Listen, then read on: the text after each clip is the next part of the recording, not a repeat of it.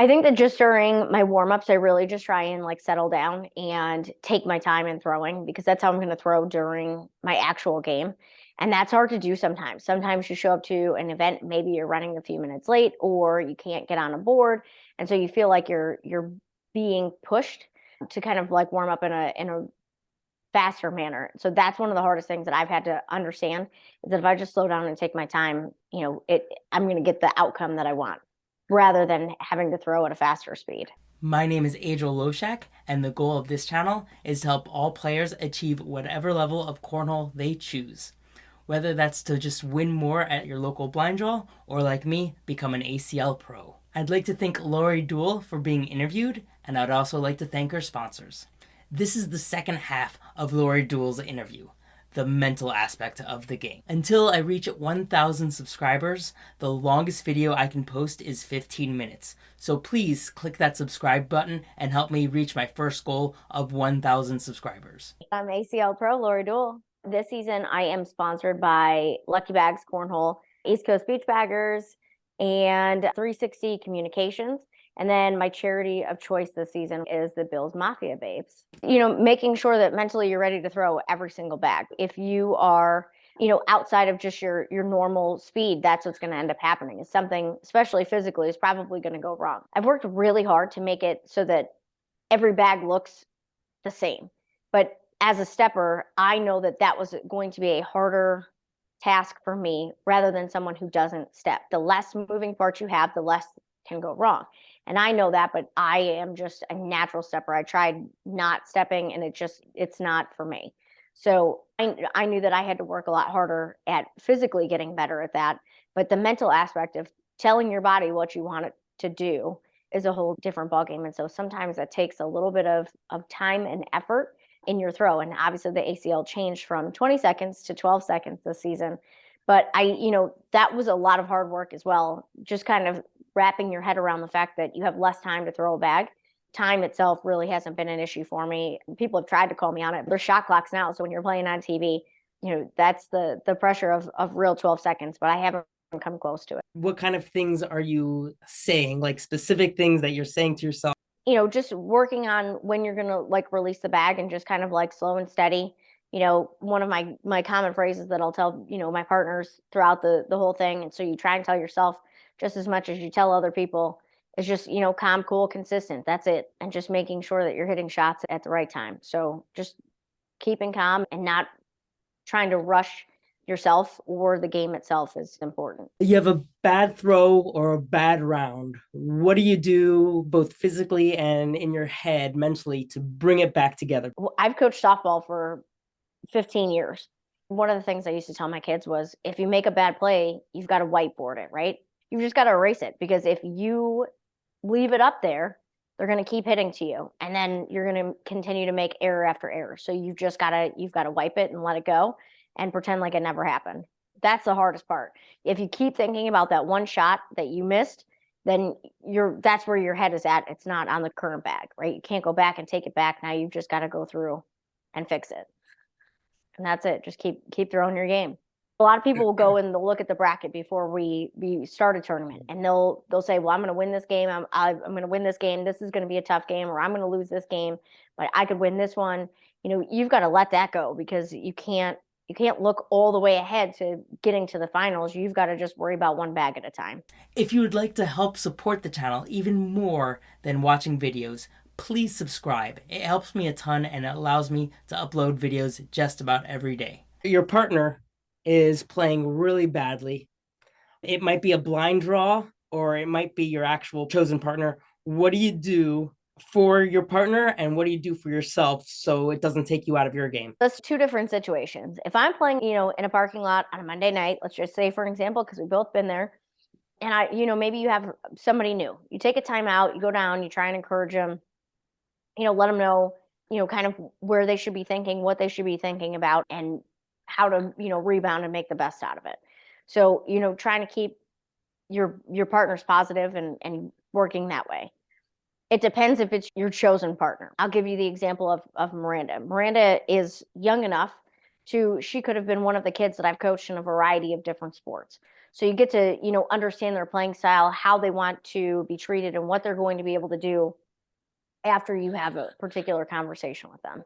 So I know that sometimes she needs a little bit of tough love. So I've taken timeouts over there and, yelled at her in the middle of a game.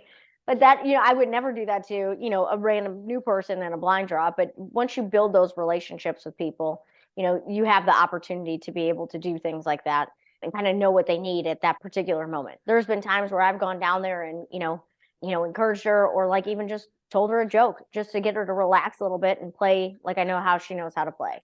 I think it just depends on the person. You're not going to treat everybody exactly the same. But I think most of the thing, if you're going to take a timeout, you've got to be encouraging because you want to change the momentum of the game. This is for everybody. If I'm playing bad, yell at me. The worse, the better. See, and like that's the thing, is that like sometimes people like that where you could just go down and be like, what are you doing? Get it together, And I think but that just comes with, building relationships with people in the game, whether they're your regular partner or, people that you've built relationships with over the years, hanging out in a parking lot on a Monday night. Do you play any mind games? I try not to. When I was a competitive player, a little bit, I don't need to at this point. Like, I think I've relied on the fact that I'm a good enough player to where I would just rather get down and play the actual game. But, sometimes if we're messing around, in the parking lot, maybe a little bit, but not at the pro level. There's too much on the line, and it's also your reputation too. So I really just try and put a lot of value on the actual game itself. I just talked to Tony Franco. He was saying that if a player takes their time with intention, it messes him up. See, and a lot of people always said that about me, that I would do it on purpose. And that is just not it. That's just my game. And I think people have realized it at this point. The way I play and the way everyone else plays is completely different. I wouldn't mess myself up intentionally just to try and get in somebody else's head. But that's me. And I can't say everybody's like that, but that's just my opinion. Name a situation where someone was playing mind games and it affected you. I won't name any names, but we were in the middle of playing, I think it was like a blind draw. It was definitely at a pro event, and they just throw all airmails just to be a jerk. And I really don't like when people do that. So it wasn't necessarily, they tried to make it a mind game, but I think what a lot of people don't understand is that that's extremely rude and disrespectful. Just don't do that.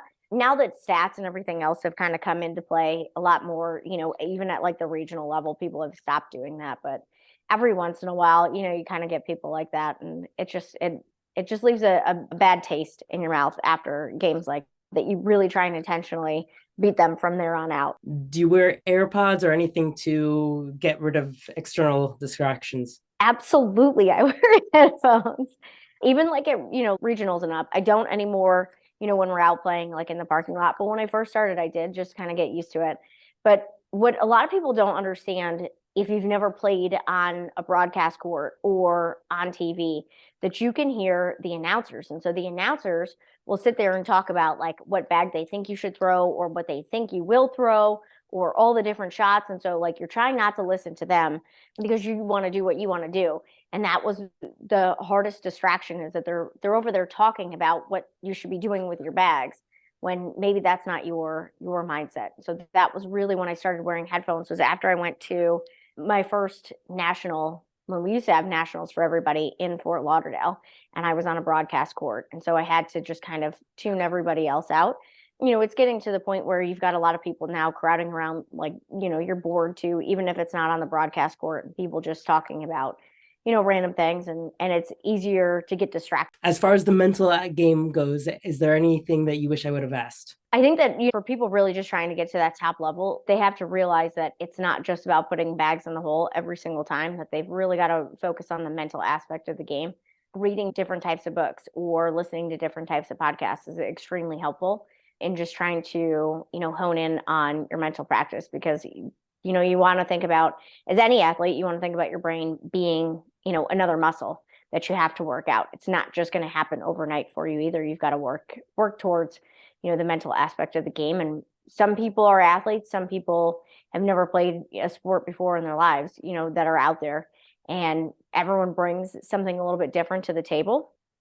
But at the end of the day, that's something that you still have to have to practice that. Is there anything that you would like to add? I think that I think it's very interesting, the difference between a single elimination tournament and a double elimination tournament. And we oftentimes play for the shootout series, for any USA events, it's always single elimination. And people always talk about how they struggle with either round limited or the single elimination part. And that really just kind of falls back on your mental ability to shift. And you're going to see a lot of it this year at the World Championships, because if you've looked at the schedule starts out with USA Cornhole. And so that's, a pretty big event, which is single elimination. We play rounders, but then it goes into single elimination. And then you'll play in all of like your regular tournaments. And then you'll also get to play in the shootout finals, which is round limited and single elimination. Then we're also going to play in the pro teams event, which is also round limited, which is only 10 rounds as opposed to 12 for the shootout. So you're constantly going to be shifting back and forth and back and forth. And I think people are going to be surprised at who ends up doing better in those particular events. And it's going to be the mentally tougher players, just because of the ability to not only go in and play 2, 3, 4 different types of events in a day, or just different events, but to play different types of events in different formats. It's going to be extremely interesting to watch some of those top players have to adjust very quickly. What do you like, round limited or single elimination? I really don't like single elimination. It puts a lot more pressure on you. And so that's where I think a lot of people struggle in the shootouts, is knowing that you can't lose anything. At least in a double elimination, like, that if you lose a game, you can always, bounce back. So I really don't like single elimination. I do like playing round limited because it makes it more of a struggle. And I've done fairly well in round limited. I like that format. I think it's more contained, and it's, what you need to do every particular round. So, every bag counts. And so you put a little bit more pressure on yourself that way, as opposed to if you're just playing to 21, oh, maybe I'll shoot, maybe I'll be aggressive this round. Those types of conversations always come into your head. And so I think that when you have round limited, it just kind of keeps everything a little bit more nice and neat throughout the game. If you enjoyed this video, click here for the next. I hope all 4 bags go in the hole, and see you next video.